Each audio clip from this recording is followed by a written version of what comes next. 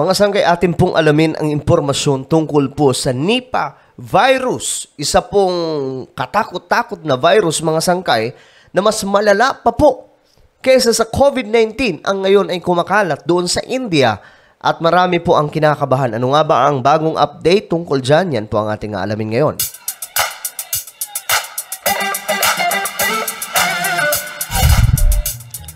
So magandang oras po sa lahat ng mga solid sangkay, sa lahat po ng ating mga kababayan. Bago po tayo magsimula mga sangkay, paki-subscribe po muna yung ating channel. So sa ibaba po ng video na to, yan po, ito mismong nakikita nyo, itong pinapanood nyo, may makikita po kayo dyang subscribe button. Pindutin nyo lamang po yan, tapos i-click nyo yung bell at i-click nyo po yung all. Ulitin ko, click the subscribe, down below, click the bell and click all. So tingnan po natin, kung kayo po ay nanonood sa Facebook, syempre, paki-follow po ang ating Facebook page. So ito po yung update patungkol po sa Nipah virus. Ayon po dito, hindi agad kumakalat pero mabilis mag-mutate. Animal-human transmission, binabantayan. Grabe, no? Tingnan po natin, mga sangkay. Mahirap siyang kumalat sapagkat Okay, ito po Ayon po dito mga sangkay, kasi baka marami kasi po ang kinakabahan. Kahit nga ako medyo kabado rin po ako sa Nipah virus na ito. Kasi nga po, masyado pong alerto ngayon ang marami, especially doon po sa India. Mabilis kumalat mga sangkay, hindi pala. Matindi itong virus pero hindi daw po kaagad kumakalat. Mataas po yung mortality rate o case mortality rate na tinatawag.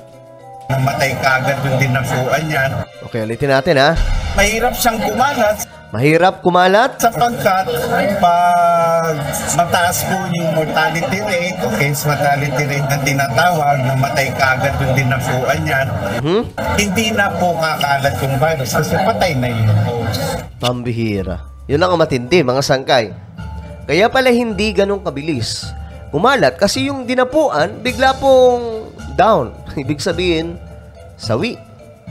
Masasawi po kaagad. O mamamatay po kaagad yung nadapuan nito. That's why, hindi po kaagad mga sangkay nakakapag-transmit sa ibang tao itong sinasabing Nipah virus. Hindi tulad ng COVID-19 na mabilis na kumakalat at naihahawa ng isang taong infected nito. Ayun, yan po yung good news. Subalit, may bad news. Nilinaw ng Department of Health na hindi ganito ang karakter ng Nipah virus na kumakalat ngayon sa ilang lugar sa Kerala, India. Yan po yung good news Hindi mabilis kumalat. Pero mga sangay, ang bad news, kapag dinapuan ng isang tao nito, talagang hindi malabong mawala sa ating mundo. Ganun po katindi ang virus na ito. Kaya yun po yung nagiging reason kung bakit hindi po siya mabilis na nakakapag-transmit. Kasi sa pagdating po sa COVID-19, di ba, hawa-hawa po kaagad kasi hindi po kaagad na Yun po yung may good news, may bad news mga sangkay. Paliwanag ni Dr. Eric Tayag, ang tagapagsalita ng DOH, hindi basta kumakalat ang Nipah virus. Ito'y dahil masyadong mataas ang mortality rate ng naturang virus, kung saan mabilis na namamatay ang isang taong infected nito, kaya't hindi na niya magagawang makapanghawa pa. Gayunman mabilis niyang mag-mutate o magparami ang Nipah virus. Ayun lang. Sa ngayon, wala pa rin naitatalang kaso ng Nipah virus sa Pilipinas. Sa kabila nito, sinabi ng DOH na hindi pa rin dapat magpakampante ang ating mga kababayan. Yun. Sa kabila po ng katotohanan na hindi po ito mabilis kumalat, hindi po dapat magpakampante. Tayong lahat mga sangkay, alam naman po natin sa Pilipinas, polluted po ang paligid. Akala po natin hindi po nakapag-create po ng kung ano-anong mga karamdaman itong environment na mayroon po tayo dito sa Pilipinas. Especially sa Metro Manila na ang polusyon ay matindi. Ayaw naman namin sabihin na ipagsa walang bahala ito sapagkat ang alam natin sa virus na to ay mabilis mag-mutate. So ang binabantayan natin ngayon ay animal to human lang ba transmission yan? At ayon sa DOH, strikto nilang binabantayan ngayon ang kaso ng animal-human transmission. Yan ang mahirap, mga sangkay, oh. Grabe, no? Pwede nga kapag magkaroon ng transmission from animal to human. Kung sinasabing nakukuha ang Nipah virus sa mga fruit bat, paliwanag ng DOH official. Kapag nabulabog ang kinalalagyan ng mga paniki. Naku, naalala ko mga sangkay dati, mahilig kasi ako mag-adventure, no?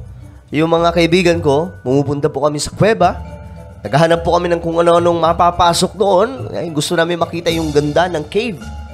May mga napapasok po kaming kuweba, mga sangkay, kung saan pinamumugaran po ng sandamakbak na mga ganito. Ano ba tawag dyan, mga sangkay? Mga paniki. Napakarami. So, dito pala nakukuha itong sinasabing Nipah virus, pambira. May posibilidad silang dumapo sa ibang mga lugar kung saan maaari silang magkaroon ng close contact sa iba pang mga hayop. Naku. Gaya ng baboy o kabayo na kadalasan nakakasalamuha o kinakain ng mga tao. Muli namang nagpaalala ang kagawaran sa ating mga kababayan na huwag kumain ng mga double dead na karne. Ayun talaga is... Naku, sa Pilipinas, mga sangkay, pag sinabing double dead, napakarami. Ay, naku, mahirap na lang magsalita. Pero may mga ano po talaga, mga sangkay, nangyayari po talaga yan. Binibenta pa. Diba nga, binibenta pa, diba? Tapos bigla na lang, yung iba naman, mga sangkay, hindi na po nalalaman eh. Bira. Upang makaiwas sa anumang uri ng sakit o madapuan ng virus na maaaring makuha dito. Pangkalatan, huwag kayong kakain ng double dead na karne. At yung mga nagkakatay po, ingat po kayo, lalo na kung yung hayop po nakakatayin nyo, ay hindi na po buhay, natagpuan na ng patay. Naku. Yan po ang ano, mahirap. So mag-ingat po kayo.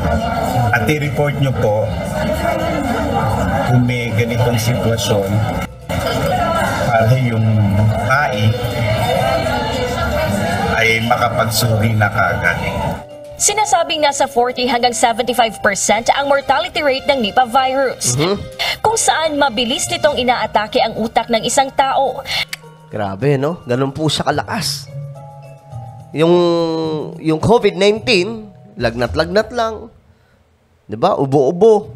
Wala kang panlasa, mga sangkay. Hihina yung immune system mo. Pero dito, mga sangkay, talagang tatapusin ka nito eh. So, yun nga po ang rason nila, mga sangkay, kung bakit hindi daw po ito mabilis kumalat. Dahil nga po, yung taong dinadapuan, instead na makapaghawa po siya ng iba, namamatay na lamang po. So, yun po yung good news, hindi mabilis kumalat.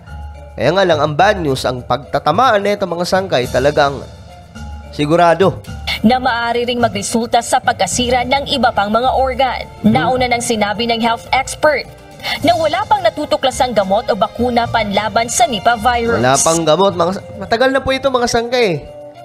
Marami na rin pong naging cases po niyan. Kaya nga lang, alam naman po natin, galing po tayo sa pandemic, talagang doble po ang pag-iingat ngayon ng marami. Na hindi na po maulit ang pandemyang naganap, mga sangkay, na nagpahinto sa movement o galaw ng ating mundo noong 2019, 2020 hanggang 2021. Talagang lockdown paulit-ulit. Naalala ko, mga sangkay, yung unang wave, di ba? Talagang super duper lockdown. Doon po natin nakita yung ghost town. Yung buong paligid, buong mundo po yun, mga sangkay. At napakatindi po ng anxiety attack noon, lalong-lalo na po sa mga nag-iisa lamang sa bahay. Gladys Tuwabi, UNTV News. So, ayun, mga sangkay, Nipah virus, hindi basta kumakalat, pero mabilis mag-mutate. Delikado kung madapuan po nito. Kaya much better, mag-iingat po tayong lahat. Manalangin po tayong lahat nang sa ganon maging ligtas po ang ating mga sarili, lalong-lalo na po ang ating mga pamilya. So ano po ang inyong komento tungkol po dito, mga sangkay, sa balitang ito? Comment nyo lamang po sa ibaba. Bago po tayo magtapos, pakisubscribe po muna yung ating channel, Sangkay Revelation. Hanapin nyo po ito sa YouTube at kapag nakita nyo na, click the subscribe, click the bell, and click all. So ako na po ay magpapaalam. Hanggang sa muli, this is me, Sangkay Janjan. Palagi niyo pong tatandaan that Jesus loves you. God bless everyone.